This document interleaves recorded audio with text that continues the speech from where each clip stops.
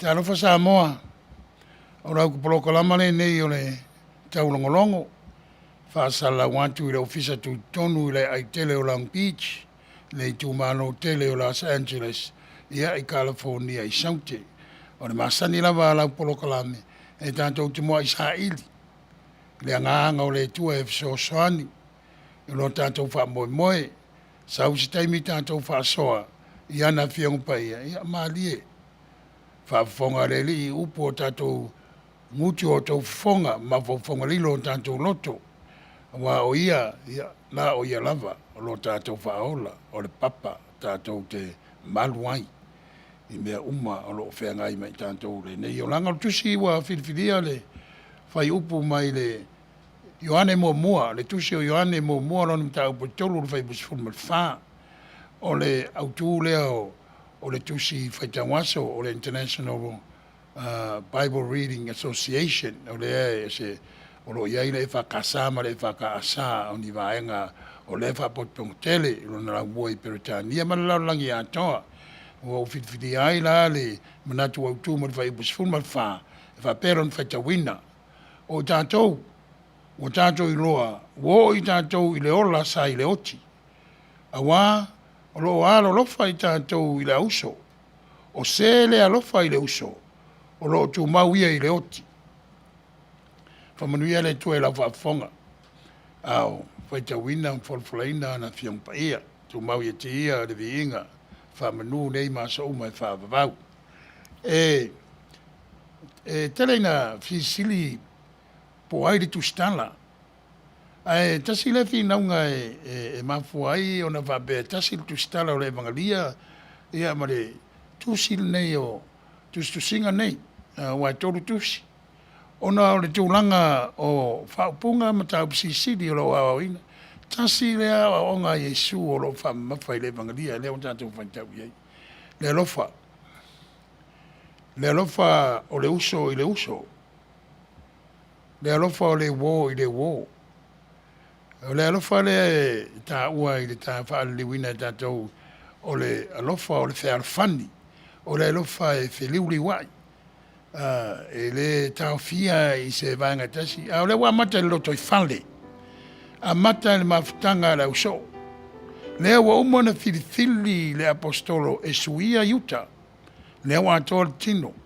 Ai le ngā o nā tau e tō sifulunua, e tō tele lava e na muri ai. Vei o na a mai ai mōni mau o le mongari o lukua. Ia e wha wau tusi o le ngā luenga. E le mwhai o na tātou wō e tā lai le tala lei. E au noa ma le nofo whaalwhani, o le alofa o le tasi. Le ewa mai whai upo. O se le alofa i le uso, o lo tū mau ia i le oti. O le alofa tū no le tū ala ia Yesu Kiriso. E lona mariu molone toi tū. O le amatanga fau ai le whaingo fie. Sila na toi tū le li i mawhailonga i lona tino. E le whaingo fie foi. Le tātou wa ngai antu le asal Pentecoso ma le mea alofa le ngang pa ia. E fiso soani ia te tātou. Aisea, e luta wina i tātou wa le alofa le tauna whawai a inga. Whawai ai so situa ngā mawhitanga. Ai maise lava le ekalesia.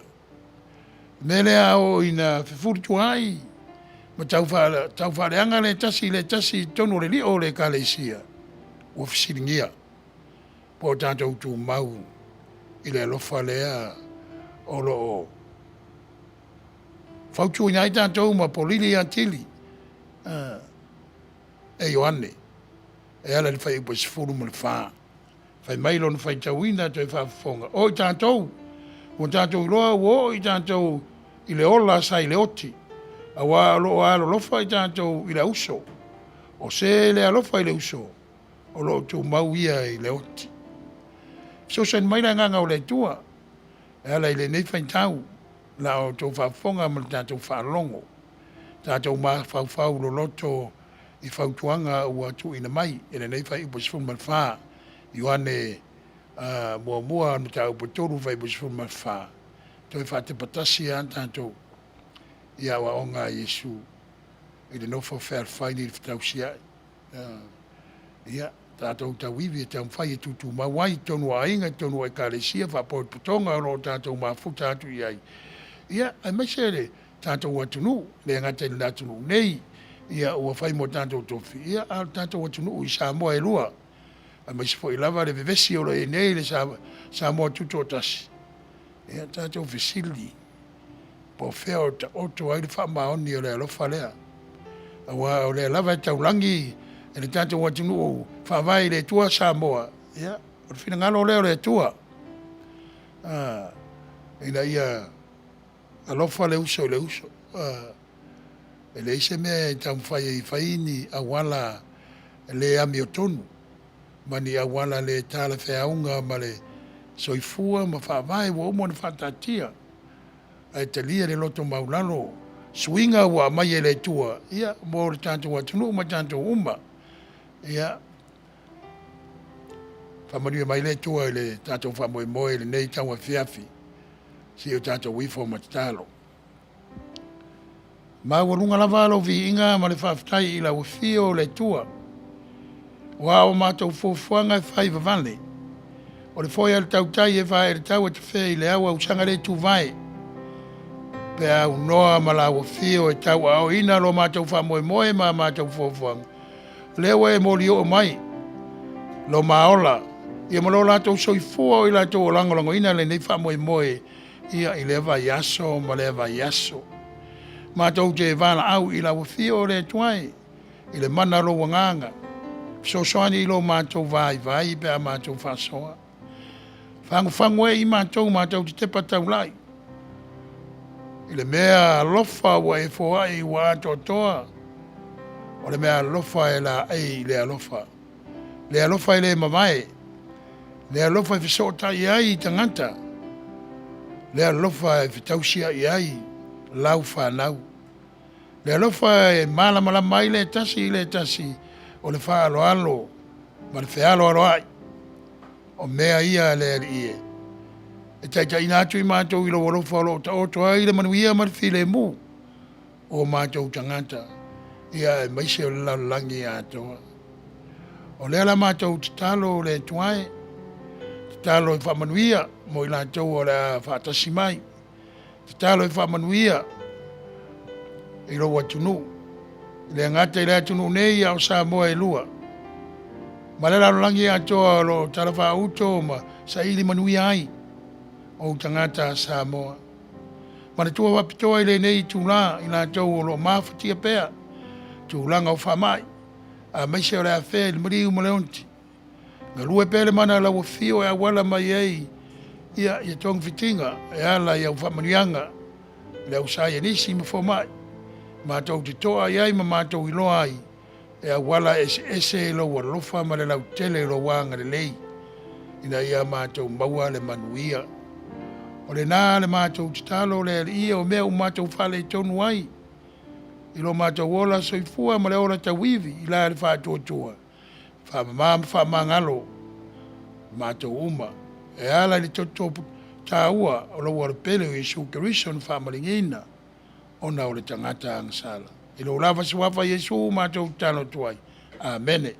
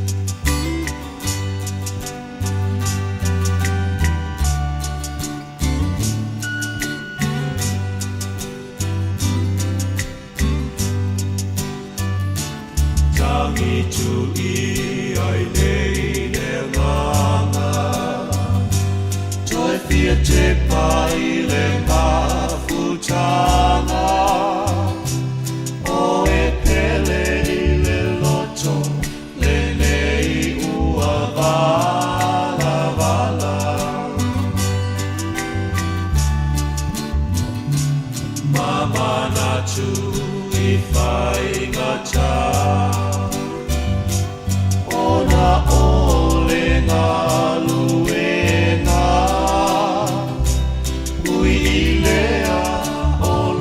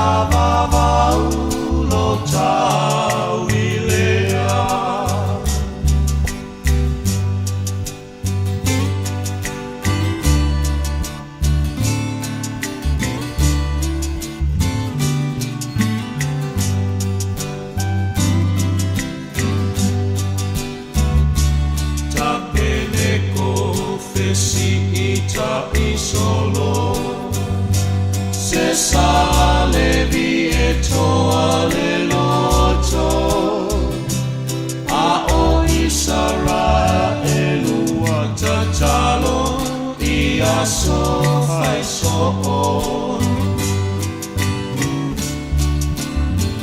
e nei ufa fai do mai le tali tata umai na ia fea lo fani tumu ngao me uma o Yesu le ala I le langi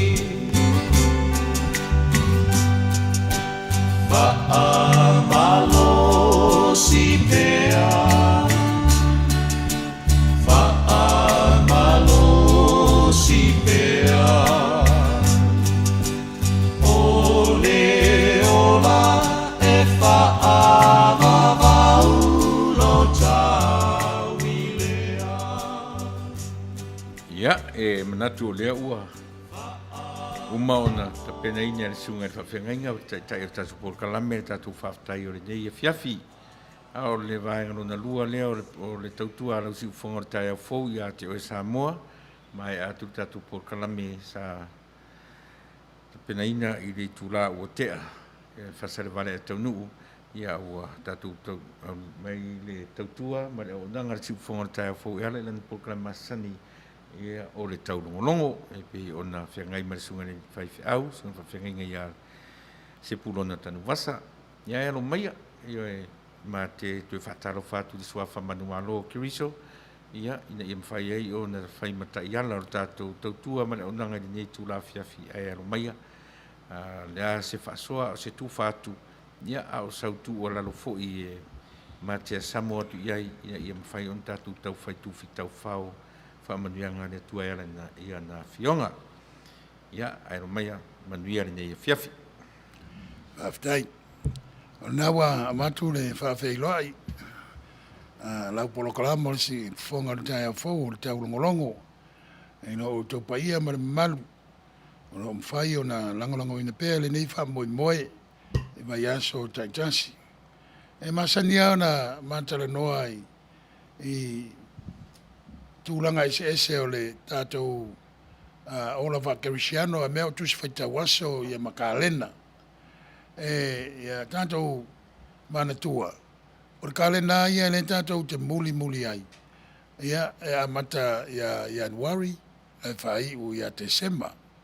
A le whatūlanga ina o le kalena whaale lotu. E le a mata ia Januari, e a mata ia Desema, e a mata I le ativeni. E a mata le tino mai o valo anga le perfeta tusi a Mose tusi o Salamo tau no mena ele ina mata I le masina o Desema I le antivendi ia ona va umale a November o le avata atu le vai tau o o le vai tau o le fio ai o le tanto o le faola Yesu Kiriso ia me sultolu a vai tau la ile sa le ante le suluono a vai tau ia so se fulu a mata ma se fulu tolu ia ona mau ai lea o le lua se fulu ma le tolu o le aso sa o lo manai o le asa o le Pentekoso e lima se fulu ai aso talu mai le toitu o le tato o li ia o le mea nau mawhilifili ai le tusi e mai le IBRA po le International Bible Reading Association o le tusi whaitawaso lea o lo ta oto lona lau mua I lontona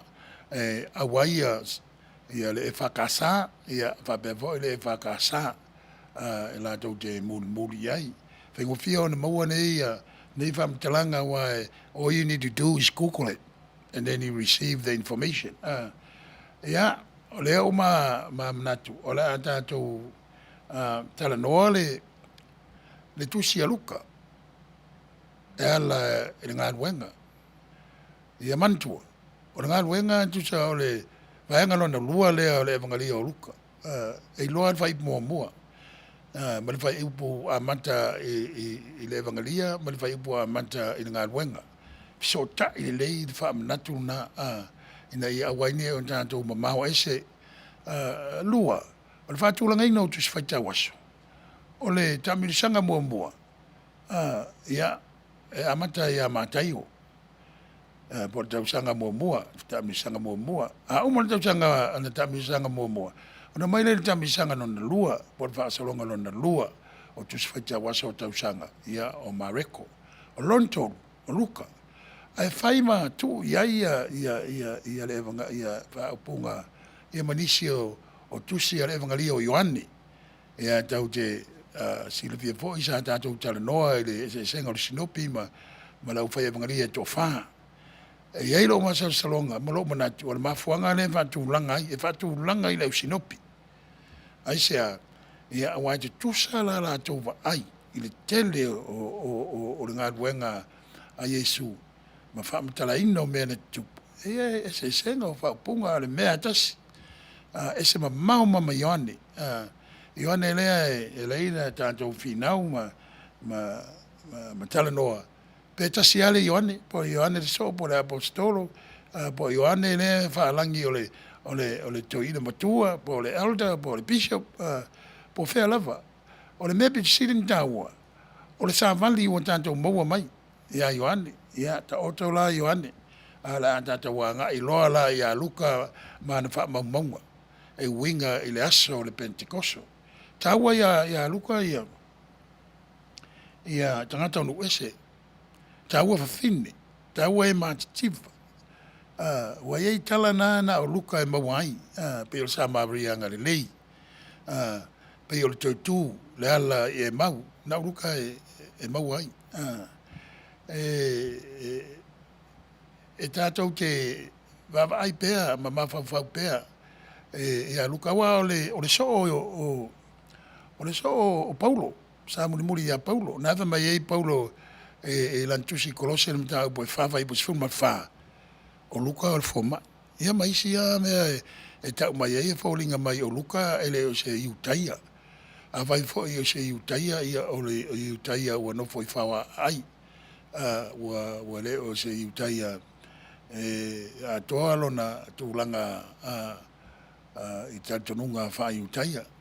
Wa Paulo ia malana wa onga ia ele lifa be sanga antu ele lave ina ma fa la tele ina o tala inga o tala lei i tangata o nu ese bena e tele nafte na ia tula fono iutaia ia malmanatu Paulo o le manatu Luka o taunu le mena o le tau mai e Luka ia tanto lala e mau o taunu o Yesu nan fa ia onga toi fa manatu a mata mai tu se lima mose ui ane leo perfeta taunu ane nisi o wala anga na pepese ai le au salamo pora au fai salamo o taunu o tanto ile amatanga fou ya o le vai tau nei o amatanga fou commencement celebration o tangata fau e ala na fou le ngora uma le sila sanga to amata le sila sanga le o tatu ine Pentecost uma le sila sanga ai amata le sila sanga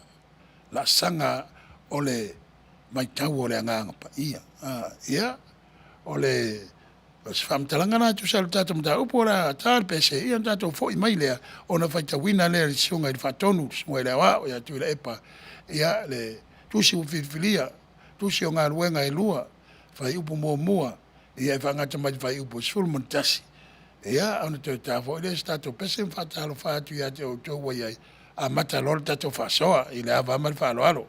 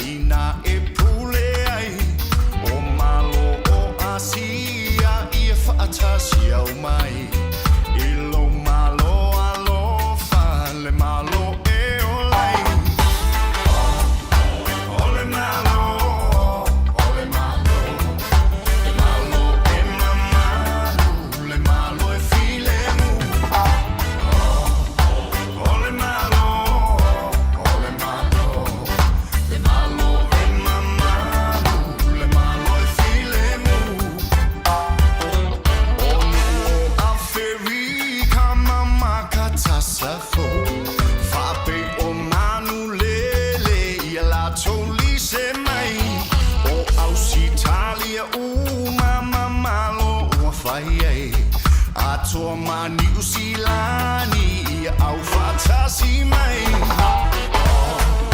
Ole malo Ole malo Le malo e mamalu Le malo e filemu Ole malo Ole malo Le malo e mamalu Le malo e filemu Tupu umalava fai pule mamalo Ia lato o mai uma e foi a teoe Ia lato fai taulanga ma fai au fe au O oile tupu sili le pule favavau Ole malo, ole malo Le malo e mamalu Le malo e filemu Ole malo, ole malo Le malo e mamalu Le malo e filemu Ole malo, ole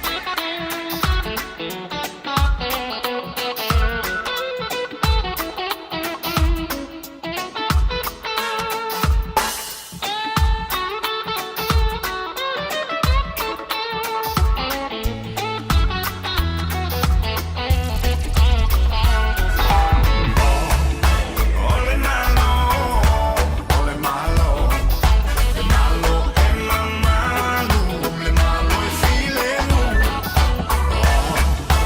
Ole malo, ole malo Le malo e mamalu Le malo e filemu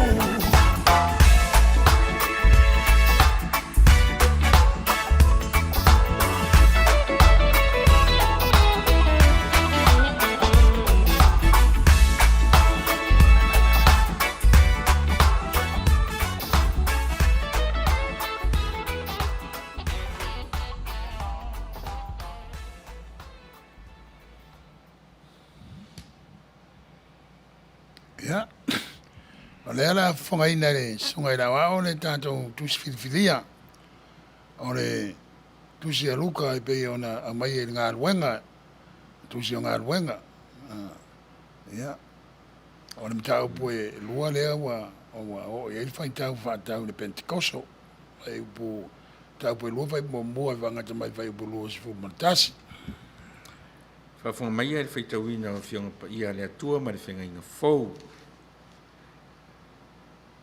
Ua o atu fōi i le aso Pentecoso, sa iei umalawa i la tau, i le mea e tasi ma le lotonga tasi, o na whawhua se i mai lea o le taalili mai le langi, peise i o le matangi, ua angi te le mai, ua tumu umai le whale sa la tau nofo ai. Ua iloa fōi e i la tau le laulau whaiwa peise i o le afi, ua vai ina, ua nofo i o la tau lunga taito tasi. Ua whatutumuina fo i rātou uma i le anganga pa ia. Ua fuai o na tautala i ngangana ese. Pei o na fuaina mai e le anganga o le ngangana i ate i rātou. Sāno nofo i Jerusalema tangata iutaia. E ua mātatau i le atua, mai nu uma lava o le lalolangi. Ua langona fo i le neita alili. O na whaapotopoto mai e le o le moto tangata, ua fe me ai ina ua taitasi, ma whaalongo atu i ate i rātou ua tautala mai i lana lavangangana. Ua sengia uma o rātou mauli, ma rātou wofo ai. Wofai mai, whauta, o kalilaia ea i rātou uma. O e tautala mai nei. E whapewhe fo i ona tātou taitasi, ma whaalongo atu i lana lavangangana na tupu mai ia. O pātia, ma me tai, ma e lama, ma i lātou e no nofo i Mesopotamia. Ma Iuteia, ma Kapatoka, ma Kapatokia, o i Pono ma Asia, o i Ferukia, ma Pafulia, o ai Kupito, mani vaenga o Lipua, ua tua oi ma Kurene, o e na au mau, fo i mai Roma, o Iuteia ma e ua liu lotu Iuteia. o ke reta ma rapi o tātou whaalongo atu i ate i rātou o lo tau tala mai i a lātou lavangangana i vāvenga o le atua. Ua sengia i lātou Manuiua, ma whememe ai i lātou ua whetau tartalai, se a le winga o le neimea, pei tai o isi. Ua tauemu i lātou, ua whapeane, ua o nānei tangata i le waina fous ua malie. O na tūlai lea o Peteru atoa ma le toa tinonga fulu ma le toa tasi. Ua whai atu ma le leo tele i ate i lātou, se mai. O tau i tu i tai ai, a toa fo'i mai ua no nofo i Jerusalema umalawa. Ia i loa e o tau le nei mea, ma ia whaafafonga ina mai ia upu. A wā ua le o nā nei tangata, pei o na utau māsarasalo i ai. A wā o le tū la e iwa i le nei le tai au. A o le mea le nei, ua whai mai ai e perfeta o Ioelu. O na aso e ngatai, o lo whapea mai ai le atua, e iu ina utau li lingi ifo, i o ulunga le nganga i lunga o tangata umalawa, o na perfeta mai lea o utau a tarii, ma utau a fine, e loa whailonga e utau tau le lea, e whai miti fo i o utau to e ina. O ia aso fo i o te lilingi fo ai, o lo nganga i lunga, o una tane, ma o na whawhine, la tau te perfecta mai ai, o te whaia fo i wavenga i le langi i lunga, ma whaai longa i le lalo langi i lalo. O le loto, ma le afu, ma le asu, wha niutu. E mua, o na liua o le la i le pō liuli, ma le masina i le toto, i le o ai i le asu tele, ma le sirisiri o le ri. E i ufo i na whaolaina o i lātou uma, o e wala awatu i le suafa o le ri. Whamini au tere mai le tua, le whaitau ina na whiong pa ia nei se i o le whaavavau. Whaavavau lava. Ia. O le talana le mori maua a luka. O le na tūsia le wangari o luka. Ia pe o le whaawau i ngā ruenga lau apostolo. Pe o le ai whaasolo le tala whaasolo pito. O mea uma na mori mawina, ma mata wina, ia ma whaalongo i ai. Wa o luka ele i muri a Yesu. Ele i muri fo i Paulo i a Yesu. O Paulo e tūranga eselo na wala wina. Na alu e turi apupu. Ia ini so o le li i mai lanto o talia le tana lei ma e winga i a Yesu. Ia o le ala i tamseko ia na o tau si la fia na tupu ele vavenga. O ia la lea, o lo muli ai luka. O lona winga, e te tau o na whaalongolongo masai ni ili ma apo mai tala. E i lanto na vava ai. Le ngata ni vava ai na whaalongolongo. E le ngata ni whaalongolongo. Awa papai le tino le tino te tu. Ia, la tal pese foi ma vatu le fatalofa le sunga le fatonu i lo tom baluia tale o tato pese tato foi mai lo ia la tuatu fatonu fa ma ite na fisili fa tambo le nei van tambo le pentecosto lo tato wanga ia tu ila sa me ava mal fa lo alo.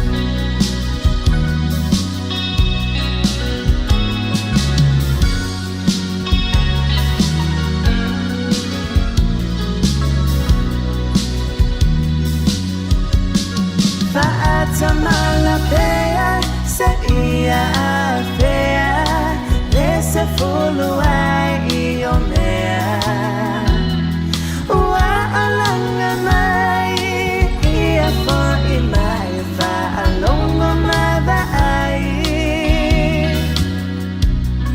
o saulinga ia mai ana mua yo ta matua awane fau awane tu mea ale tua taunu mea navaloia moli mau mai le tu sipaia o asoneo le ngata angasa tau no no ia faule va alongo ia malileo mai ileleo mai ilunga ia saunioni le aupa ia mo faingata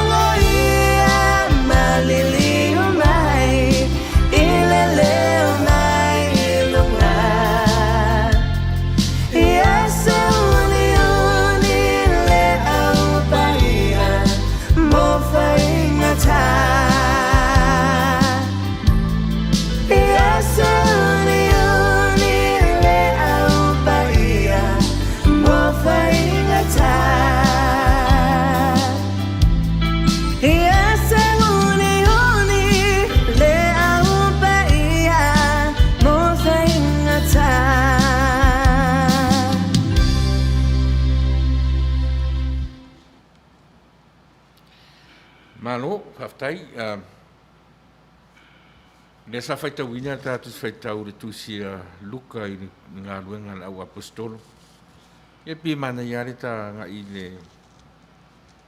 i le tusitala, mane wha moe moe wani li whai rito a tere o tangata o luka tusitala o ngā luenga.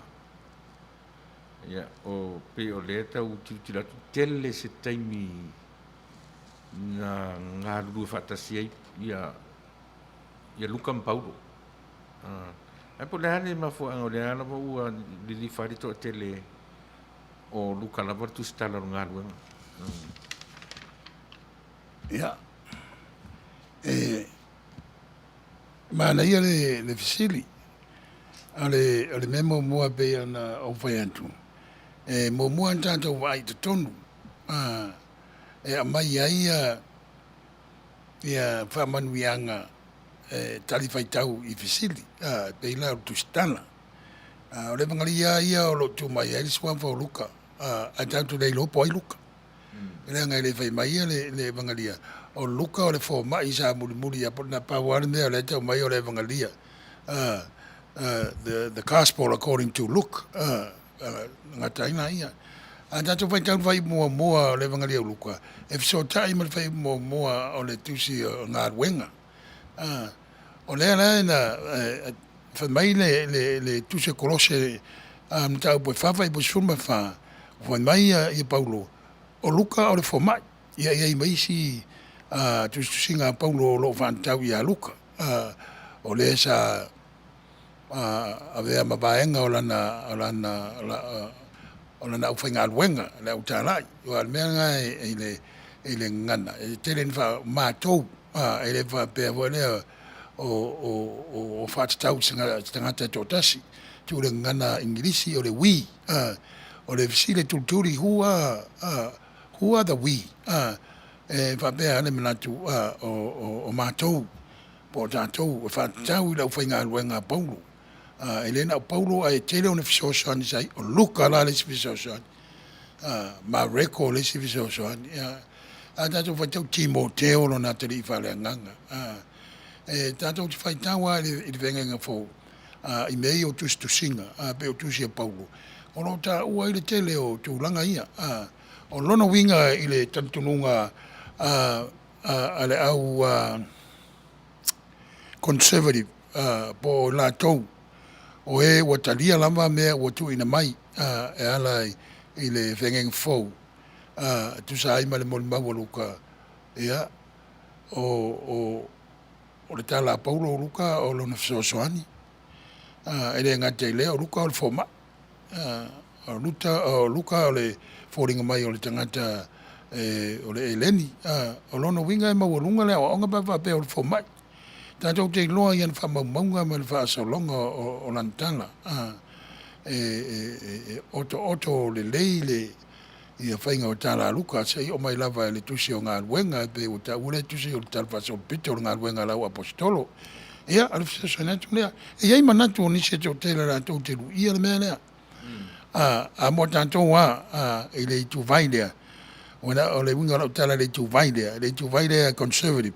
Le itu vai lea o lea tali a mea ua au mai. E i le itu vai la tau te fisiringia ma ia tūlanga o whaamaunga ma tūlanga o whapea. Ia, ala so se netu lea.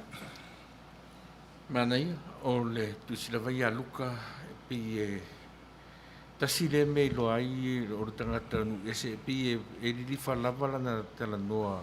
O le ale ai e luka na te whata waina i mo le tangata nu ese. E ta tele i o tatu si whaitau. Ia pi le tatu li mata i o tu stala ma lona whaitua. E le ngata fwoi la o tangata onu ese. A ese fwoi le vai e luka i mo mea ni o whawhine. Pi e tau whai a luka si tia tu langa o tangata onu ese. Ia maritala ia Yesu ke riso. E le se tala e ngata ia iutai. Ia, awa e le rapa manino o le tala. E le talia i utaia i Yesu. O le mafuanga o le talia i Yesu ono tūlanga whainta ia. Le tu atua le divinity, po le tu atua o Yesu. O le ena valo ia. Mena e mana iai le forasanga o le evangelia Ioani. Me whainta na mafuai ona le talia i utaia ia Yesu. E le ngata leo awa onga Yesu. Onga Yesu e tau whai e whaasao loto ma whau o tangata ua tau mia. E o tūla whono e le se furu tūla whono. E tolu se lau mon tupu ia la whai e tūla whono o lo i tonu o tusi e lima mose. Tusi nā tau o tusi o tūla whono. O lo iai ia tūla whono ese fisosoani whaimita iala i o langa o tangata i utaia.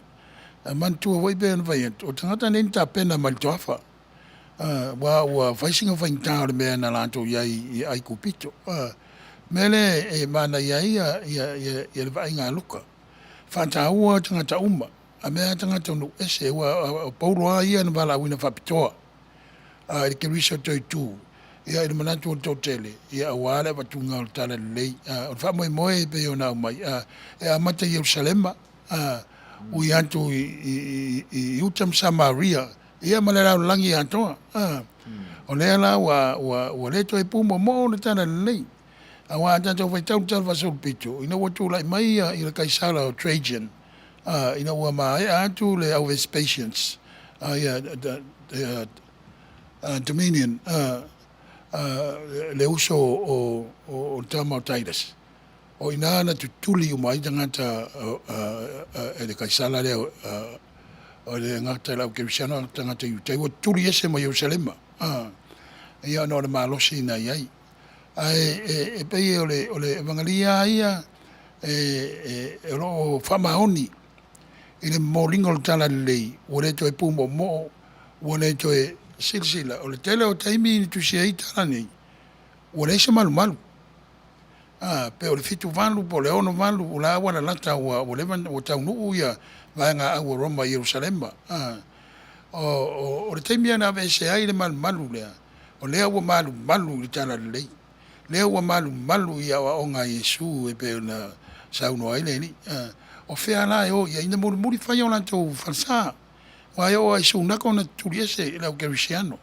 ana e pe se mea sui sui taimi sui fainga ai tu ma wa tu tu ia Yesu no anto e fau mal mal la ba ia soni o maru maru pi tu sirian tele la langi nan fau la kerisiano ele ngata tonu o le ai o Jerusalem ia au I de mele ta o nei ta o Turkey Istanbul o lo ia ile malu na ta o Sofia po le wisdom ia me se foi loma lo ma le ano malu o se ne vai o la Christian tupu maula lo vini amata malia amata nu ese amata I tonu sunako po farsa o la o Italia tutuli ia o I fale o ainga o le ata le fa ali mai ata to amanda to e mai la mosa tato te mai va ai farsa o fai palangi ponisi tato te lotu ai tato te va ai matau tato sa ili ia a mesi o te whainga tauranga ina ia tino maua whanua ta o tofi fau farsa ia o fiso se ne atuna malo le la uta o mata tu faitau I tusi e luka ngai minum ta upu ta faitaua faitauina le mata upu lua o le tala I le nganga pa ia o sau le aso o le Pentekoso ia I le se upu sa mo le upu ia e tau ona wha malama I le upu le ia manino o le Holy Spirit ta ia o le uka kuru o le nganga pa ia o sau le aso Pentekoso ia e muri ai le kalena fa iutaia ia le aso le Pentekoso langa na ia le aso le Pentekoso o le aso o sauninga o whainga ai o lua I selenga o whantoanga e pe o nana mai ai ia ma le e vo le sauninga ta o le Feast of Weeks po le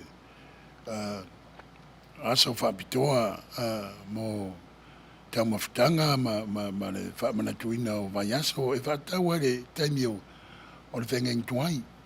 Ai le mwhaia na oso sa o le tala e amata mai I le kalena lea e te tai anga I le me whaura utupu pe an whaiatu. E lea manino whai po whea le whai ei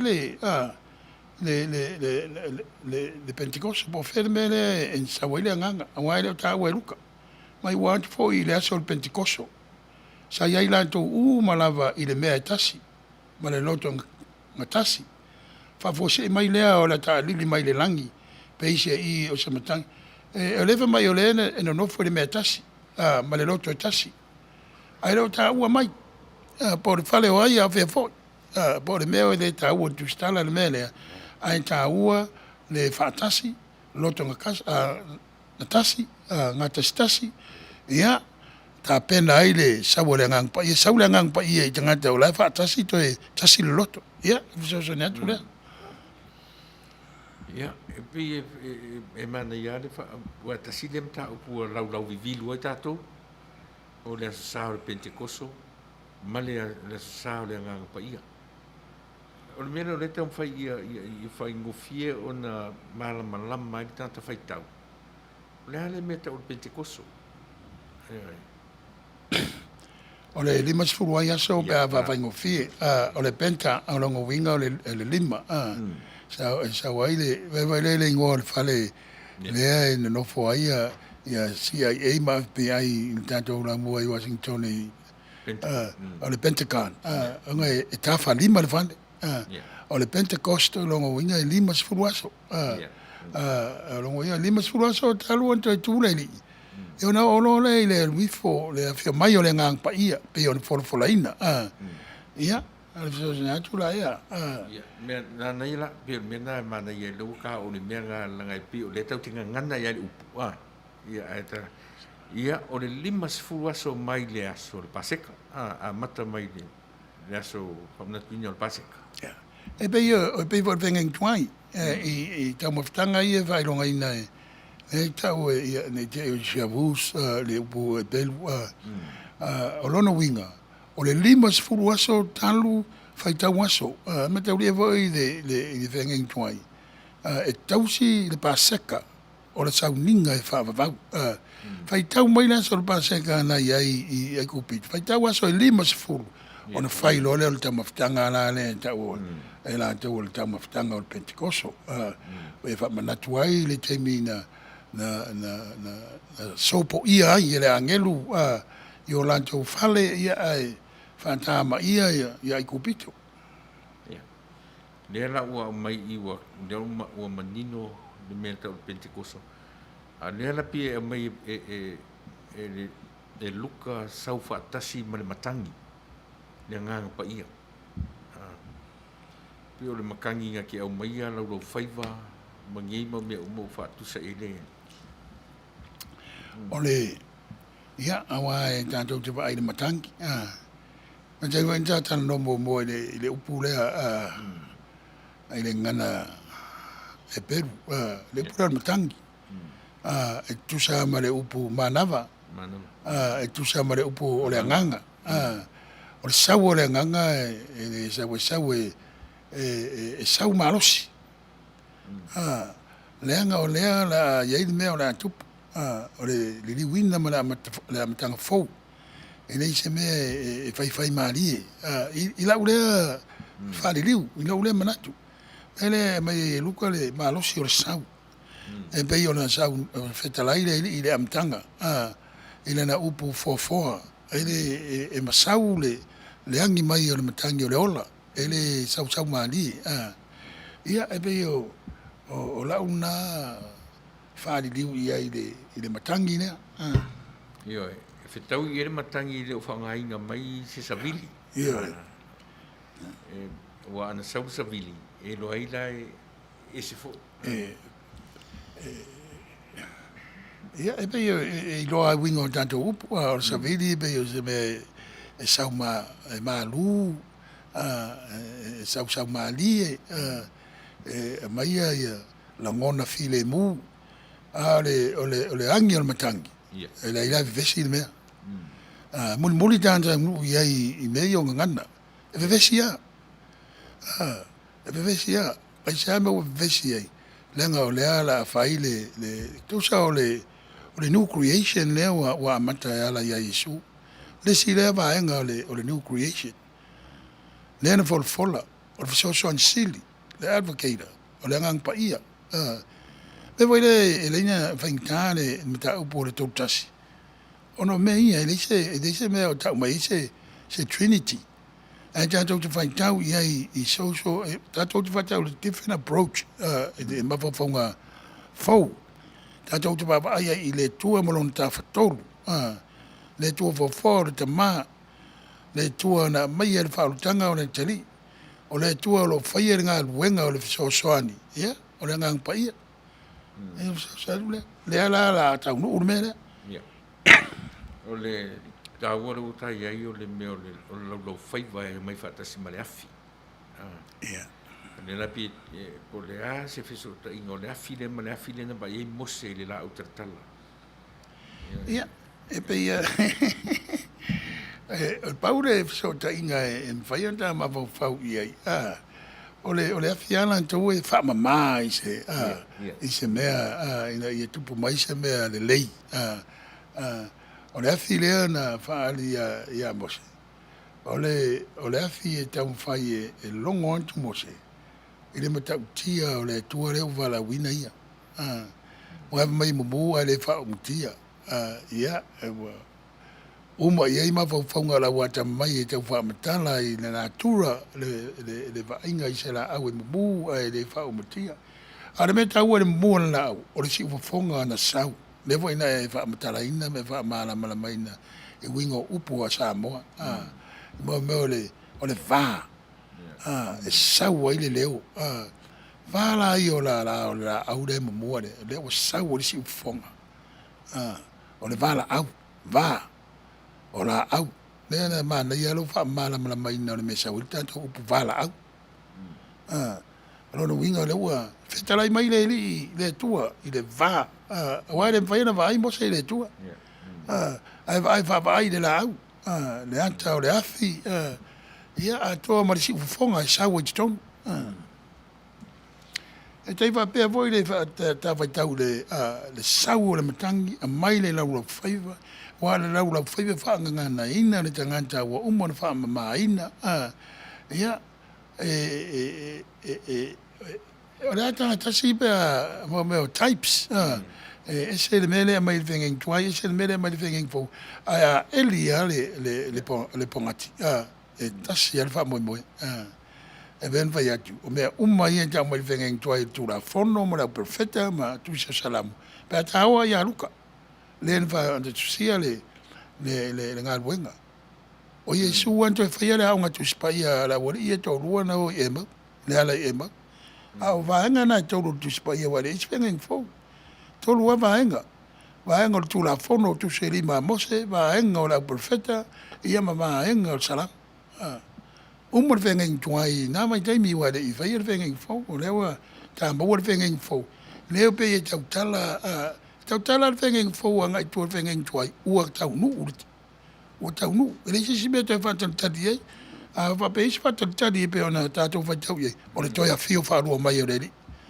E na wale mwhai on tātou whaia le mea tu mai tātou tu whaia. Ia no whawhara whani le lau langi ma tātou. Tā o mai rore ni whui upe wha, tu e lima. Ta si le vaenga e pe o le whai ni si wha ni nefu. Ona o le wha ngai ni o ngana tautala i ngana o ngana ese. Nā sa uwhina ngalo i le vaenga lea.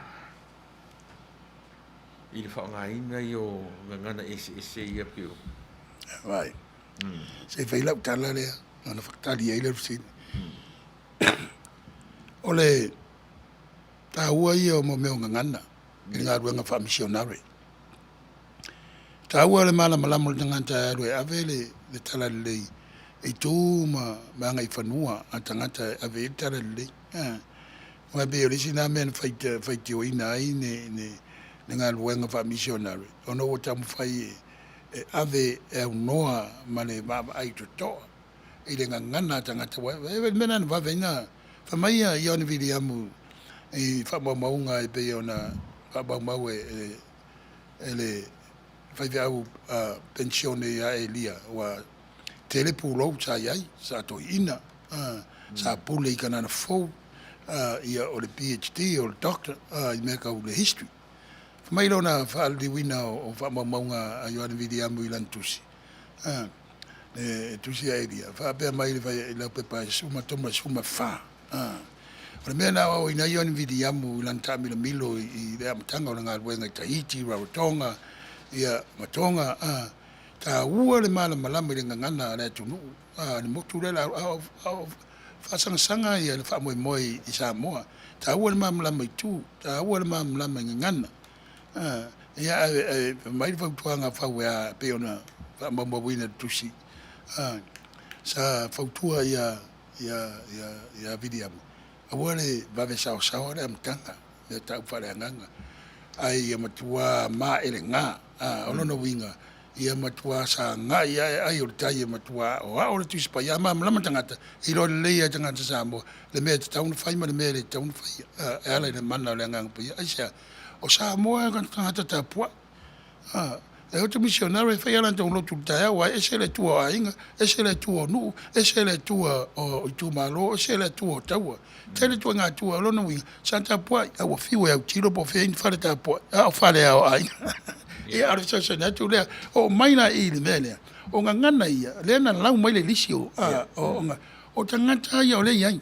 Ia e wa aina I le mea le matangi lea, o le vevesi le mea lautu. Wa rawa tau tala ta ngata no mai, e tatou te o le whawhanua waso ne na mamala mai lea e tu maula wa ele o sui ngoa. Le atu mau le ngoa lanto Crete, ke reta, ia a te nai a tele usi mea o sui o lanto ngoa. A le mea taua, e tofu ala wa ele ia mangangana. E se le ngana Roma, e se le ngana Eleni, e se le ngana tangata mai Cyprus ku Peru. E se uma. O rea lawa I tangata, mo mwhai on tau tala atu I ngana la tau ia. E tātou tepa I tua. Na mafua I se ana, maritala o le olo papelu. Mafua I se ana. O le tasile ngana, alo no winga no ngatala. E le fina ngalole I tua, tasile ngana la langina I e fofoina. Ia tele ngana. Ia I loa ai, mawha langi ai, matapo, ia I tangata ia te ia. Le mata lasi, ma le mata ngofia o le tuale. Ia bea, sau whalau tele atu na, le tam tau. Ia, mana ia. Awa o le sifo ila lea taratonunga I nei o le gift of tongues. Le gift o le lea lapi o masani fo nisi le la tau fo I tapo inga. E alua te te lo whalunga tu e se ngana. Al mea la e pi whaite tenga o le malama. Whawe whea on tatu whauinga ina pe a le malama ngana. Ia, o le mea na e reo malama tele I le whasambo ina o le tusenga ruenga e luka.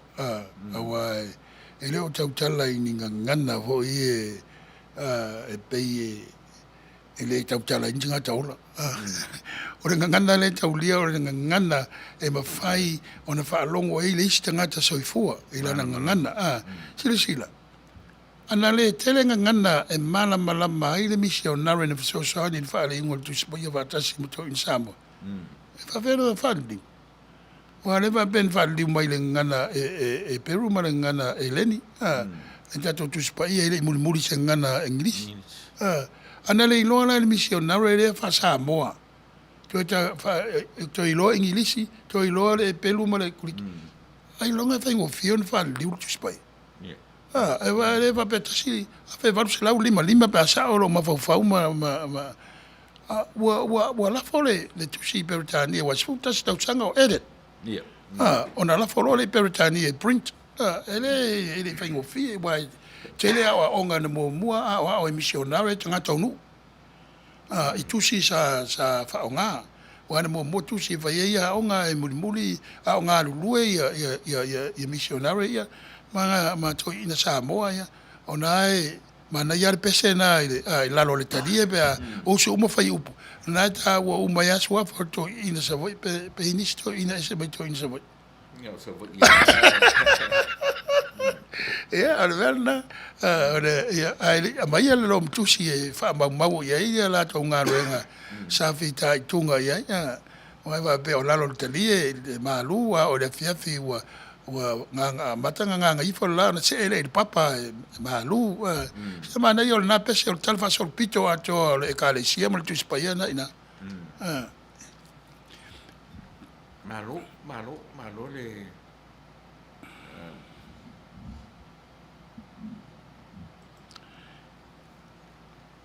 ia le kai fiku le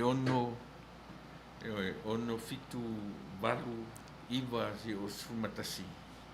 E peo le aunga lava le peo le e tala noa mai le o fofongia o le mentup. Ma le alava la peo a tata mai I ngana ia o nu nta ape I eni o le tu. Ma la tua o ina I ngana o nu ese ia. Le la ua mai e poto mai le taimile. A peo o ngana mai ai le. O ngana tangata ola. Se tu lo o le ngana o lo tau talai tangata se o la lang ia e tatou te sa o ai le manatu o Ian William ia wa ina mo le ngangana le motu la ya ave tali le pe na tu Samoa a matalonta tusi a o tangata ne wa ta mai Samoa e se fulu ata se maliu ia vili amu wa matana wa alu fa fo ia missionary Samoa wa fa fo o le va veia wa le o ma lua o ta va tu le te si va fa e fa per tala te si va lu mi fulu wa alu mi o missionary ya ale mena na ora missionary ele va bene o avere ngana Samoa le tala le na o voi tau wa o ngana a motu na o ia wa mo ia vas pacifica se umata to ngana va la taisi va maois ya ele ia veni ngana vo ie mai de la tele lo por ala ngana mai de la ya alo so senetu le Malo, pautai. Ia ono le pio le nganga o le asa, ia le nganga pa ia o le asa e fia ngai ma le soifua ma le ora whanang. Ai pio leo mai whaatasi ma mea ia, lauro whaipa o li wafi, o le matangi, o le ngata o le matangi, au maia lauro whaipa. Le a se winga ua mai whaatasi le matangi ma le lauro whaipa lea. ia e do o lava vai pe au tam vai e tu fa ngai e tala ia ve ngin fo mo ve ngin twai le laura faiva ma matangi e so ta ia ma fo fonga o fo fonga le tua o lana upu fetalai na maia le ola a maia le matangi a maia le vai ta le upu o mea uma ia pe o le va aina ia i wai e ta ua tele le malama o tangata i le ngangana ta ua le awa uina i tala o le tuspa ia ta ua le awa uina i tala wa tu ina mai e Yesu i ona so mfaso solo mai ta ua wai muri tu patase tuspa ia o le awa mata na ona fa o nga Yesu a mese wa o nga mai fenga i tuai e tu fa ngai e pera o fai atu o mea uma ia wa taunu i manatu o luka o le au tu na le malanga e mau wa taunu wala anga o taunu tusi a mose taunu wala anga au perfeta taunu salamo e le jisi mea te fata tali ai o lea wa taunu o ia Yesu ia o lau so ni atu na o le atana to o le afi o le mea e fa mai le tangata o le laulo fai vai ia o le mai o le ata o le ngang pa ia o noa ma le ngang pa ia fa ngana ina le tangata o vala wina e lo fola ia te lo fenta ona le upu ai o le pawa le amai e o mai faatasi ma le matangi le ai e le se tatu fa sa mo tau se pawa ia o le upu e fa nga ia i tal fengai o le mana sau mana ia o le matangi la sau mana na te o le mana na te au mai le nganga ta no talo ie o mai fa li un alon toru le o su ia la toru wa enta lo bueno no eta toru pa la ngio le pawa ia e te le me o pawa o le wila pawa o le tangata ai pe ia mana ia le mana o le mana lo ta oto ai le malo sililo le pawa la na le fai tangata na o le nganga mana ia foi na ngai fai la fa ngale pawa fai na fa ngale abu le pawa o tangata o le mana ia o le mana o me fa le tua le pinta tu ave ia itu mana i nganga pa pena o le mana la le na te fa mtalinya o mai o le nganga o le tua alo ile sfung lua mar sumarto ia pe o le ufa pe mai o na nani tu o la tu fa winga inda le mer tau tala ingana ese o fa pe mai o na nata ia e te fo i lunga ile upunga kala leia si o tangata kala leia e ile te tununga te lo tangata o filungia toto o tangata tu la lata inu ese e le o tangata vo i inya ta mai pe o tangata la Jerusalema. Yeah. O tangata whaiva, e se ala tau mta whai oi. Pau tangata ta mai la te ai o Roma. Ia mala au la fonga. O tangata ia malama. Ia atua mai nā tau o roa ia sunako. Yeah. O le tele o le wha ina o le upu le kanila ia. Pe se upu whai. Yeah. La vai pe al vesili la vesili ai ia nisi ora uso ina ua vala wi Yesu se mele le ie mo mai ina sa veta si ia vai fata va pe manda to ia le nganga na ola se mele le ie mo mai ala se mele le ie mo mai sa fundi ia ora va pe ola se vai ia na te le te mucho va mtala tala mata dia mana yo sa funde malanga yo an vidiamu pap Yeah. Ya pi manil mele mai mata Helen. Ta sile me ya ke le ortele ai e ka le sia o la tu fa ngai ne me alu fa le an lo fa ba. O pi o pa ia me fifi o le me ma o mia o le mala malama. Ya ole pe ole me tau sai dia tua o va pe ole gift of tongue then you will speak a language that nobody understands. Ele lo tal tununga na. O tal tununga e fa pena e ver tala lei inga ngana ile mamala manchanga. E te tam fai tau tala ile ngana tanga ia a vai ola alu ni we. Ia wa mo more ngana ni we te la to batu tala lei e mamala mal ni we. E fa sa mo ama tam fai fa tau tala. O fisili le tau fisili le amtanga o tala inga o tala lei. E o tau tua sa fe wa ile vas Pasifika. O te tonu voi o Papua New Guinea, ele tasi se ngana. Ana o ai wa o la to ngana ma ele yo e tautara ngana ele mala manchanga.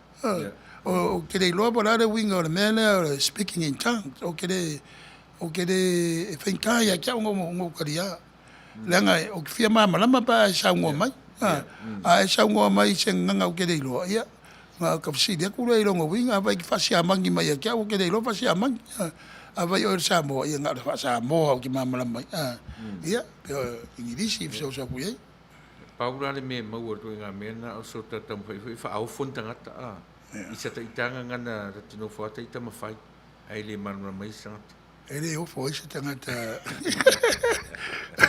ele apa mal fa lo te o foi se tala e sa mo ai ele o tala ingol tala le ele ni meta fa ofo e ngarua ele nganga pa ia lili mo tangata o ngarua nga Yesu le ngarua nga tau fa ofo ora o ngarua nga o mo ngarua nga fa ola ole se sengana ele o Yesu ele se magician o le tangata so ifua sana ao sana faia va venga sana faia mea e mori maui na ile mana le mana le sa ya te ia o le alo le tua o ia o le mesia o le fata tari le mesia le loro tau nu mesia va vai nga ruenga va vai a onga va vai mena fa Yesu le ia Yesu e fa o fo beta tala ni singana ya mana isi mele wa mer su fasu lim su wono me fero fatu ia o ai o nai le ibar kai au le fa kari ia we pe o fai pe o bo amu ora amo kanga mai I kaleia si ora e ko mai e le ia le por fai ora e fa pe o kanga kai o mai ingu ure ya o inga alera o mai ka kala mai tanto I tato lenga la ye kanga kai mai si la wele la ye fa kasi le nga kanga e lo fa yu kai le la brenga nang fa nga tanga te yu te po la mai ka o la vai tanga te lo fa loma fa latina la tanga te lo fa eleng la tanga te lo fa suria nga la I kupito le ta u mai era ta mai ngo nei nu ona o le ye tanga te mama la mai nga na ia o I tanga ta a tonu toru nga na le lo no winga le ta la ia tu ai inga ngana ese ai le fa pe ni ngana ile mamla mai ni ya de kala se kape se walo ko kia o ka u fa ingo ia E le upu ngale ai le karaka pese, ngai fai bisu koro. O le upu o le tauemu. O le mea tonu ala na mai e le waina. O le tauemu. Tauemu e amu. Ia.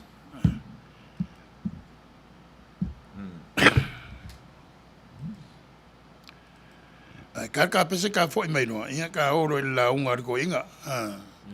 O le la unga riko inga i ne. Ia wa onga whare tua e winga ia Yesu.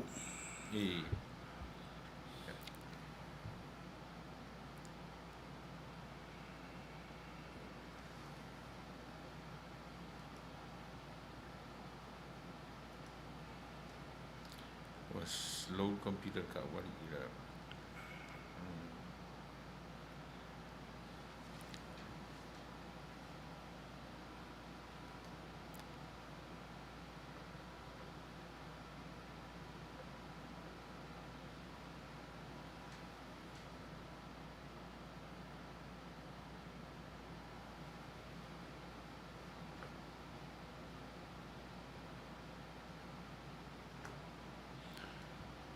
Ia, mau mai le whapale se i tau. Tonga whiti le tātou seni.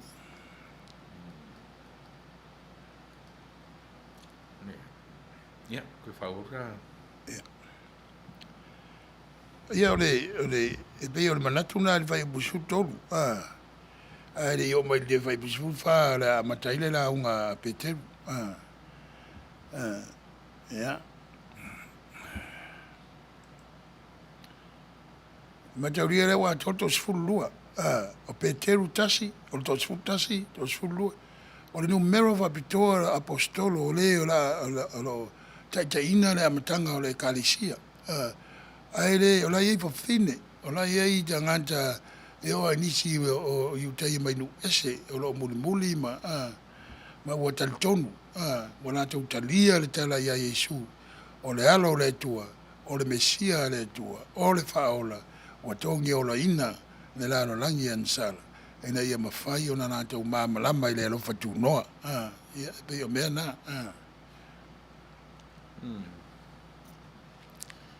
Malo le ua ranga i mai le whai unga o ta su fitu su waru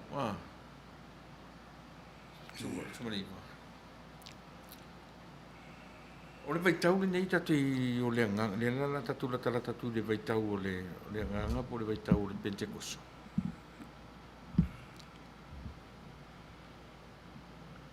E whawhewhea o na tatu wa aia le vaitau le nei whea ngai ma le o langa ia so whaiso. ia awa e sa iei manatu o nisi o toa o tala lei ai Europa va pe vo America sa va pe fina ngalo ia tama o le century le o teatro o le century le nganga pa ia o le ai nei le nganga pa ia so soani i le vai o le tangata pe o le vai entu e le o ato toa na va tino le ngā luenga tala i a lau Cristiano e le ngata i le fe vai a le tusi ai o lātou lima po ai e sao au ai e le ngata leo le vesi o taua ma o le lava e iai lava le sao ala o Cristiano awa ele a tau le por Cristiano e le tasi se lotu e fascino iai pe fatau iai lotu mai taria Yesu o le li mal faola o le mesia o le alo le tua na maliu e fa mangaloina ang sala ale lang ya o Cristiano ai o tele o taimi ia o tatou fina o ai lava ma vau po ai e sao o ai se ia mangalo ai ma tatou matafa yo i tau on fai pe o ngā ruenga fa misionare o taulanga e fa tino ai ngā ruenga na veai ale kalesia tatou atunu na vai atuar tala America la tu sia in God we trust o te rei lona pe we trust the dollar or we trust God ale nga ole pauni sa pulea ia fita wa inga ina ona po wole to yai malosi na le pauni o le malosi o lo ye nei o le malosi o le tala me voi na e tua ya le World Bank nei e America i tafa Washington ni asia a wale presidente o America filia le CEO o le World Bank and no ai tupe la langi ia me se lava no ai tupe a malo vai ina ia mawalalo le pasene o le tupe facili por interest rate more third world countries ia ia maisi paputunga tupe la langi o lo inei lava i America i le tu sai tafa me o lo ia le la mua ia me se lava o New York o lo ia le stock market le meo fa wainga o loa ma le tamao ainga so avai a tele temi te vai le tala americana ia le piramida ma le mata tasina ia be tatala no ai vo ia uma la olivera e tu say in God we trust or Vasily we trust what we trust God or we trust the dollar ia fa penale e tūlanga o le olanga o lo tātou iai nei le atunu nei. E le visiri lena sauilunga e tali atu iai Alma e tau vao seiki Helen e le visiri lena mai e line mataulia li line o le fisili nana e mai e faisina lo loto o le mea na ta o toi le na whaungaina o le fruit of the spirit lea Line Grant e vai lai ngana sinkiula le upu fruit o la mea na whantau iei wala ina sinkiula I tell it gifts to the Holy Spirit na me o le pluroi ia le winga na lau tala is a very theological understanding of that word based on the original language and the theology behind it.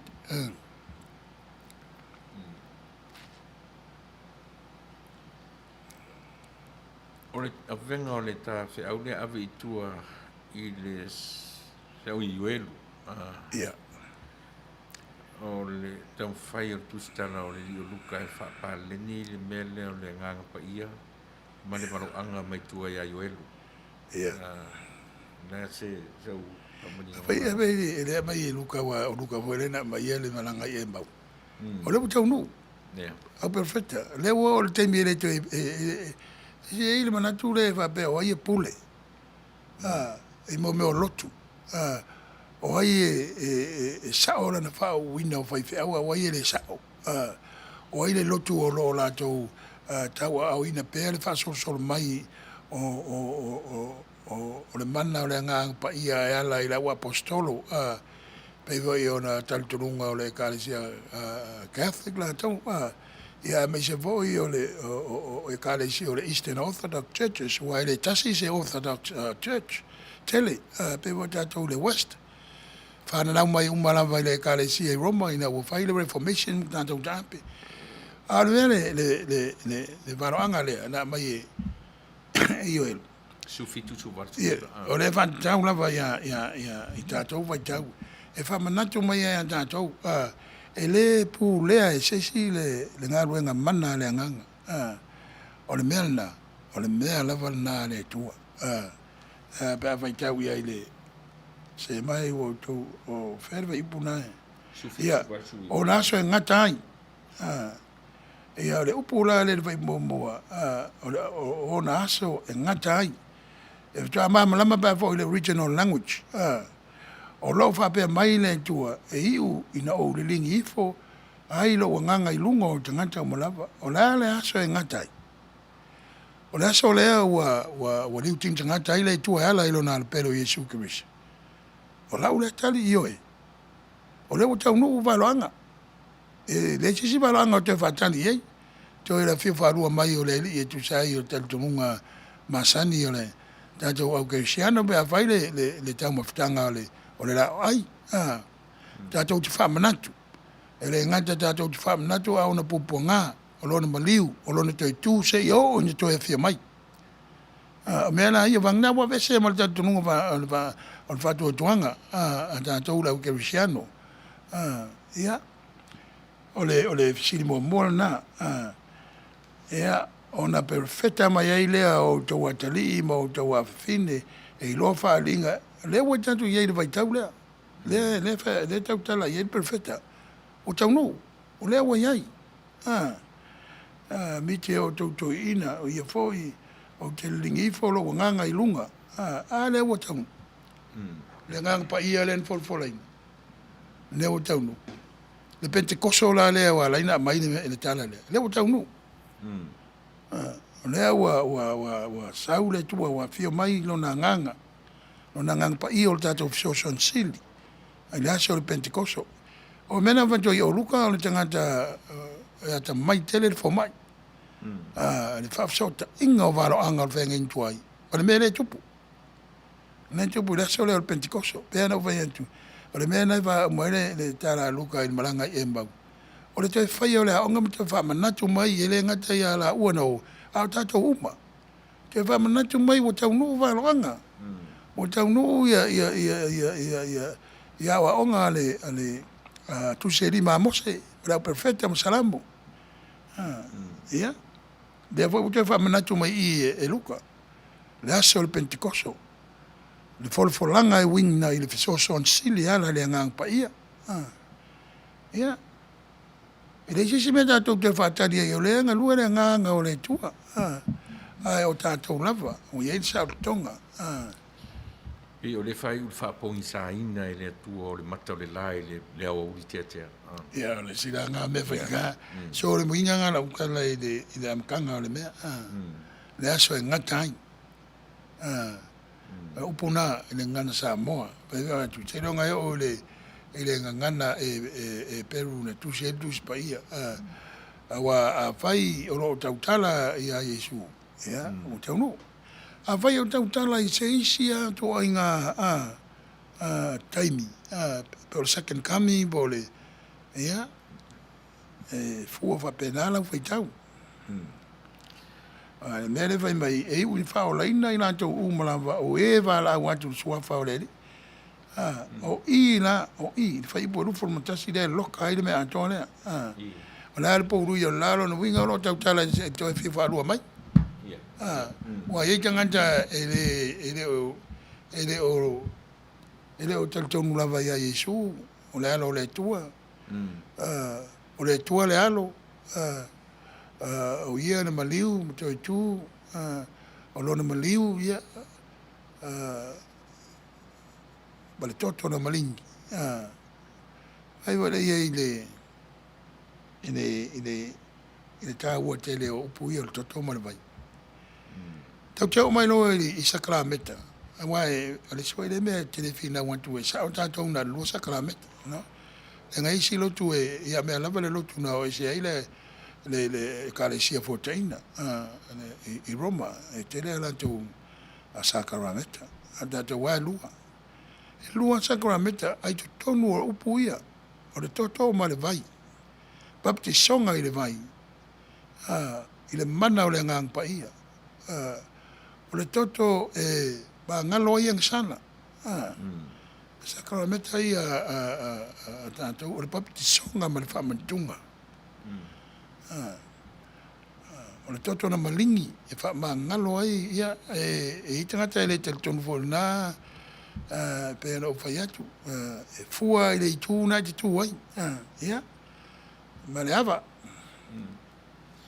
ia ma no se ka pe se e ka ni se ko fia fa ru mo ka ma le fo me lo ku ki akor ka lu ikula lu ikula o maro ka ia se ka pe se mo le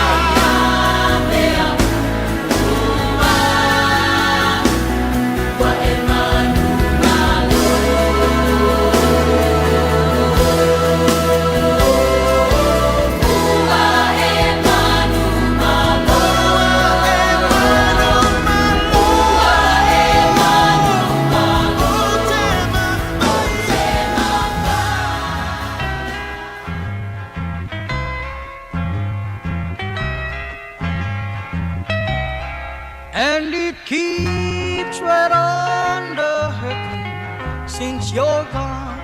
Ooh, I cried myself. Rupia's Tuna Market i tatonu ore ai o Long Beach. O loo mawai ore tau mafa Samoa, tale ma moe, supo ma moe, apa parusami, ofu parusami, moa tunu masi usi upipi, sapa sui, so sisi, povi masima, talo mafai. E whaamaria ino no loto pa e fi oto matala atu o a au. Ile Rupia's Junior Market i tatonu ore ai o Long Beach ile limalua tasi o Long Beach, California, Iva o valu o lima. Telefoni 502 tasi iva valu. Every minute of the day, every hour yours.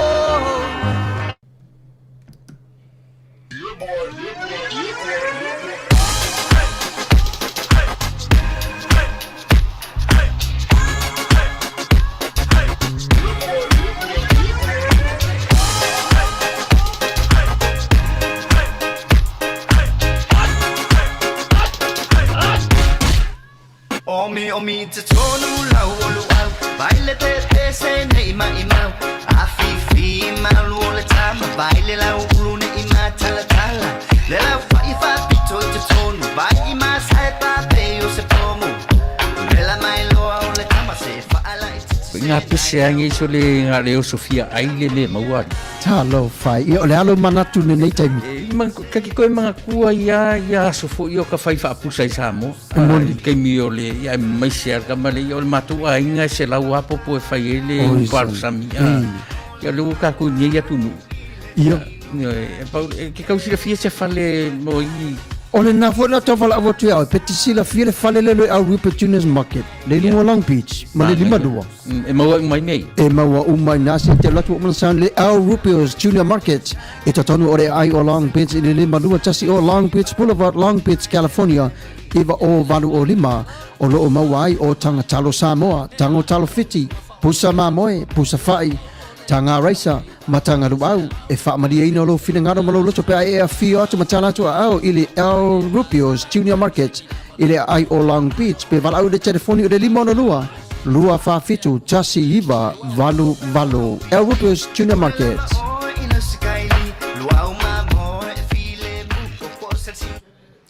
Ia e renga tēnā alo iei fōri tautua mana unanga le Vico Western Union ia ma le Ria's Money Transfer i tu tono la unanga ia al Rupia's Junior Market ia a mana tu e lafo se tu pe Samoa, New Zealand, Tutuila, Manuiua o fea lava le atu Samoa ma so se atu lo iai o tatu tangata ia taungofia fo'i le rafia ne iai lafo ai se tupe o lo iai le tautua le Western Union ma le Ria Money Transfer i tutonu o le auaunaga a le Al Rupios Tina Market.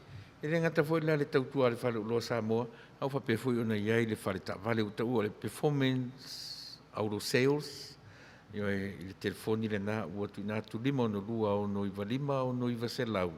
Ia ma le telefoni whea vea i iwa o iwa ono tolu lua ono lima ono tasi a o tau sa ilia sau sa i le nei vaenga o le tausanga ma whaina trade in au ka avare tuai o lo iai. Ia ai wala au io e le lei fiololo leanga matua leanga au credits talia o le performance auto sales. I le telefoni lima ono lua, ono iwa lima, ono iwa se lau, po le telefoni whea vea io e iwa o iwa, ono tolu lua, ono lima, ono tasi whea sisili, mo le rio aike manda. Ia po ike manda. Ia lon tuatu sile na 11540 East Whittier Boulevard, Whittier, California 90601, le tuatu si pe ona e tangtangai mai. Ia ele ngata fo'i i le whale ta'avale. Ua iai fo'i le sivaenga ia pi o i lātou le o mai le talo a mai Samoa o le frozen taro o uma o na wavalu i o mai Saoa tu ulo tono le ulo vai vela ia mawha vela lo awala uta mawhtanga o le vanga ta ua o le taro hut contact ia le tamaitai o fo'i fua ato afa i le telefoni fitu tasi wha iwa tolu ono fa lima fa tonu iai io e sau tangatalo lua se fulu mal fast food pauna ia tele o tangatalo ua uma ona valu io e ma sauni le lei i le tuina i tonu o le ulo vaivela le ngata fo ila le talo a sau markoko Samoa o lo a mai sa o lava mai Samoa wala awane ia le fitu tasifa iwa tolu ono fa lima io e tailua le masina ona sau le container ia o le koko Samoa ma le talo frozen taro. Wala wane i le telefoni pe on ta ua fitu tasifa iwa tolu ono fa lima fesili mo le maitai o foifua ato afa. Nisi nao tatu whaasala no wha apisi nisi ia pe o nau moro to sila fia mo le toe whaasala lau natu o tatu talafou mai Samoa ia pe a si mera whafo.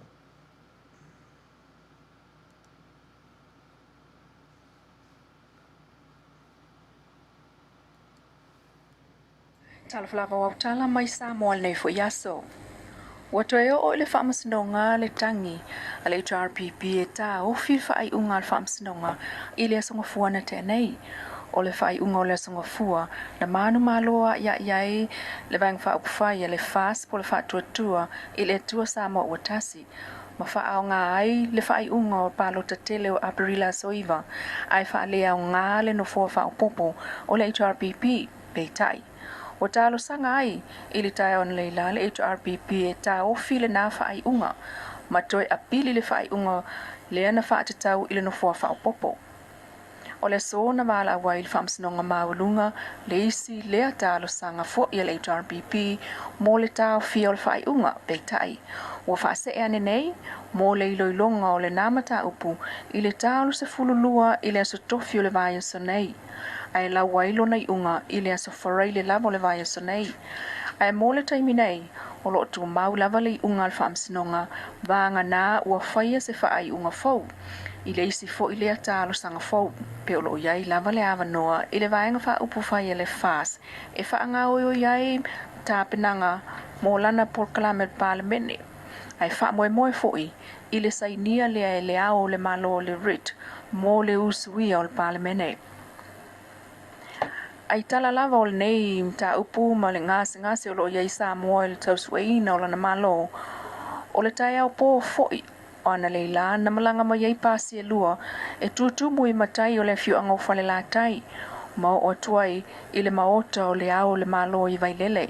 E le mwhai ono o atutu stala I tutonu o le malai po le lotoa, ai o moli mawina le sauna ngā tui le epa, I le fontanga ma tu stala mulmuliane, o le malanga mai po le puipuinga lava lea, o le saunga le mu. Masani pe ao ina langa le vata puia. Ia inga ma le latu tausinga o latu tama. Le nganga maulunga I teimi whapenei.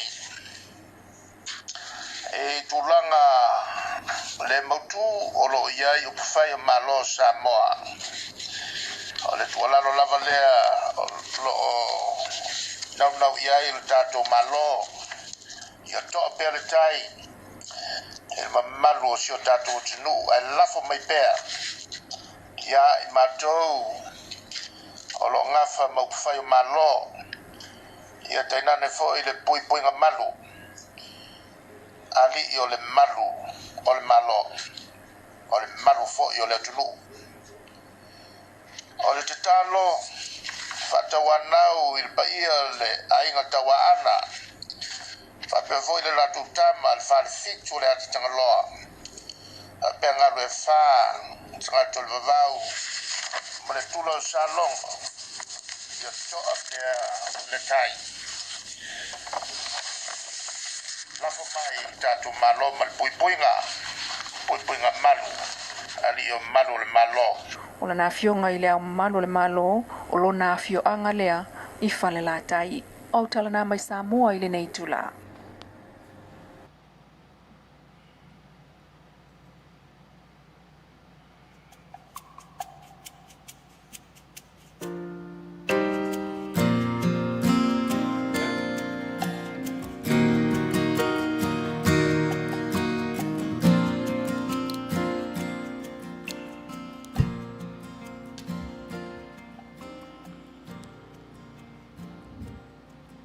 Ia. Talana mai si o tanto watunu. Pele o Samoa. Ma le vesinga o lo iai nei. Ia tanto unofu tutalo.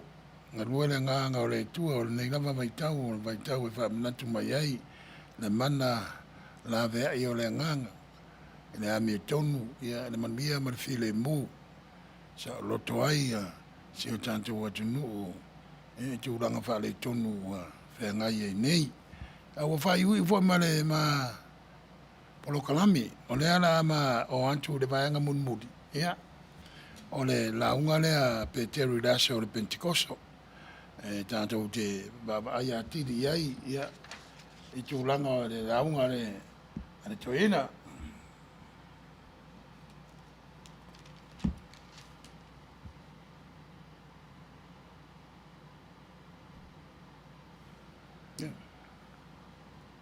Ole, ja, no. Ia pia o le tau alunga whapenare tapo kalame i le whai upu lusu matasi am. Ia, lusu ruma lusu matasi. Ia, le wha umwa i le, ia tate le o i le launga le lufuru iwa, tate wha ngata i le valo anga lea ai welu, ia. O le, e bei anu whai antu, e wawa ai e pe tā whalua le whai tau lea pe a se o na wha le wina. O le manatu ar tō tele o taunu, o taunu ia Yesu Kirisa, bei o le manatu ar anu tapsi silia lea luka lantou, e bei o na mai a voila na evangalia, le votua mai a vaenga lea. Ai, Antato wapai fo isi tusi la fo evangelia pela o Ioane i whalinga. E on tato loa i lea. Le i le fio whalua. Ia ma tūranga whapena. O le whaingita na tūranga na. O le fo ia e whai tautinonga whara o apostolo. E lau kerisiano. Ia e le whapena o le tautinonga whara apostolo na ngata ai. Ne ai. E tautinonga i Naikia, e tautinonga i Constantinople. Ia ma o mai te mine po whai tautinonga o le whatuotuanga o e Kalesia mwha potonga tusai ma le whaari mai o le tua le te minei. Ai le whai na vese ai whaaringa wa umana o mai. Mena i tau ia ne Apostle Creed po le tautinonga apostolo. It's a historical. It's a historical one, but o le soifua ma leo whatuotua e alu pea. E le uma. It's a journey. That the pawal taimi e tātou te loa ai individually. Po nā sai tō tasi.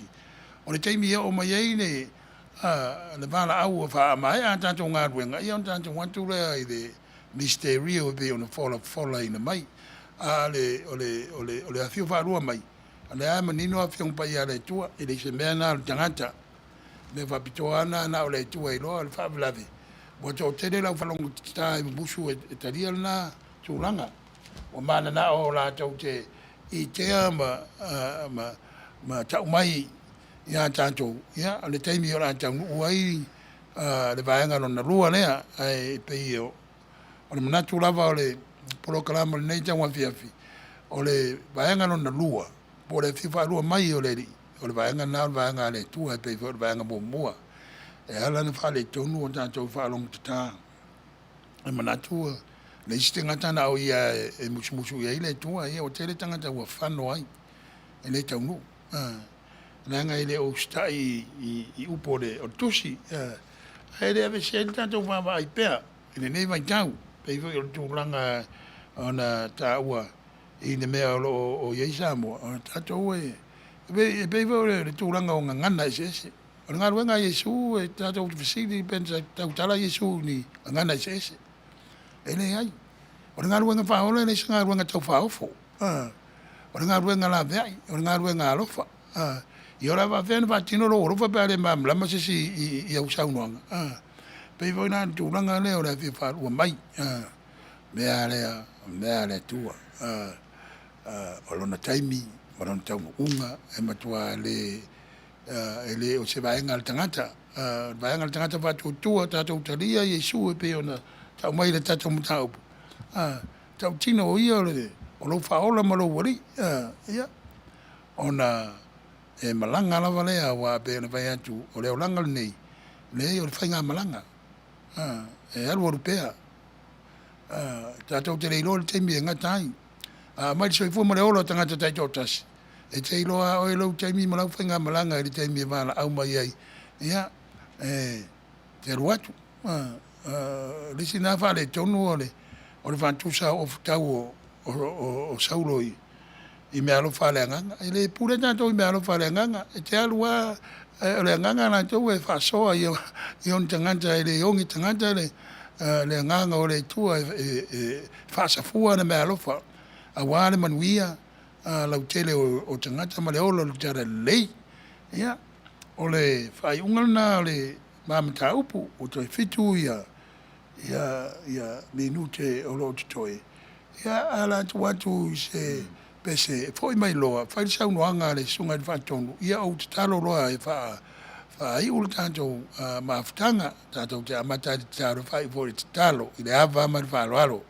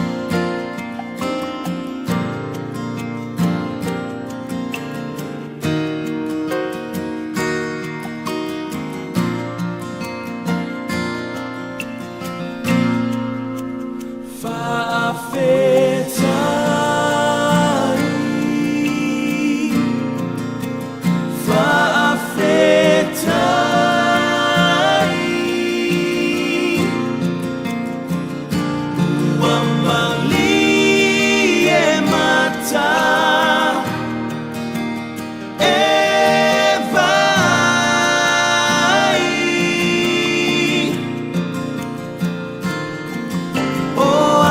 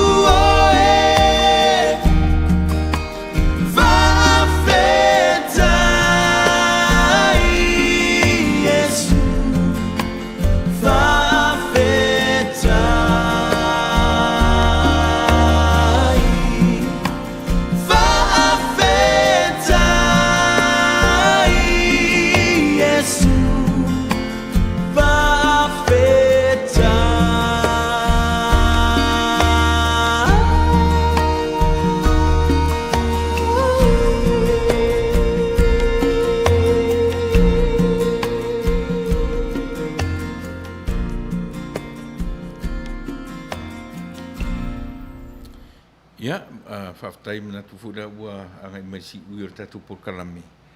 Tā ua i o le mta upu lau sunga le whenga inga ia alu vai aso mala mta upu le aso le nei.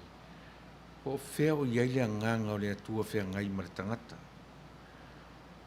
O te taritonu fo ilai le mawhai o no tatu manino pe a le o mai i lo tatu soifuanga ma le ola. Le tatu te o lai. O lo tūla i mai sa moa le whisiringia po whea o iai le anganga o le atua. A o vevesi ai whapeni le tatu o tunu. O lau tari ina uwhai o tele loa. O tele loa e le aise loa i a te o te roi le anganga o le atua. Whia ngai ma mea o lo tūla i mai. Ai o le tarasanga i lo tatu o tunu ma le mea e mau pea le to vai ma te talo pea. E tu i le atua. O nei le o tūlanga le leisa moa i le teminei. Le o e te tau fo i ona papa i ai pe o tarasanga le lau sunga le whawhenga inga. Na pe o siau lea ma ta whai oi. O le o tūranga le lei ia i latou o lo o whai mai le upu e toa le tai. E tau whai e wha moe ai le atu nuu. Ai o lo o whai a pia mea se ma mea le lei. Io a o le alava e ia i tātou le nganga o le atua pio na yen ta upu le yaso. O lea ia e tātou wha moe moe tasia i le atua e mai alona nganga e mawhai ai o na suia ma faufaunga fia pule o le tangata. O le aise whaatamari i o le aise i loa le vāwhea loa i o au mai whaai unga whaamasinonga a o le alava i whina o vale le tangata. Ia, on whapea tule se tala le usunga le whenga inga ia e te wha ina ta por kalame i po le alava le whautuanga mai le usunga ma le whaarolo. Tai. Le au se manatu tu sai o le lau sa unoanga. I le ngase o lo iai le atunu. Ia te awai o le whaiwhi au e le whaiwhi te talo tu atu le nganga o le tua. Tātou loa le mi o tonu o le tua ina o te tupu mea. E whiwa lan tangata tau whai e alo i lan tangata le la au. E le ai langa o le tua e a mi o tonu. O na fo i taimi e le tusa ma le taimi o tangata. Me le ma na iei whautuanga ia mau pel to vai Samoa. E ora avea ma awala e whewaiwa e le tunu. E le to e fo i tua le tanto o tunu o le tunu ua whaatala le ina. Ai o ma whauwhaunga ma taita ina o le tunu ia tanto o talo. E mai e le tua le na mi tonu. O le ai te mutana i tuspa ia e mea wa mwhainga malo se i o te mi o Kerisiano ma tātou te relo to vai a vai o le tua ia e pe ia o talitungunga e whaavai le tua sa mo le tua ia tātou ave iu te le wha moe in tātou te talo ia le melea ia la tātou wha iu le talo ua mai ane ne tau mwhainga alo ma ua vai ai mai se le langolangu sua i nā tau o mai lunga o le penga te whailangi ala u le tio whasala lau. Awa lava le whaalau te le ina o lo whina ngalo. Te talo i lau whio, ina ia e whamanuia i le tunu o Samoa, ma e whetalai i lau amia tonu, ina ia toa ai le tai. E le toa le tai o ni amato upu, toa le tai i le mana whasoasoani o lo nganga. Whamanuia ia te imato uma i le nei tau a fiafi. Mana tua i lantou o lo whengai ma le whanonoa. O na ia whea pēa i mātou. I whaalawarewe whafose ia me se o le maliu ma le oti. Wha mawhan whanaina o tangata. O le a mawhoi. I o maua no whoanga wha pēa ma i lantou uma. A ia tu mau le rofa tu noa o ele tu o le te mai a te imato uma. Male la langi atoa. Le lofa sa ili o lo walpelo Yesu Keriso. Male mana fisosoani i o mātou lunga nei e whababau lava. Amen.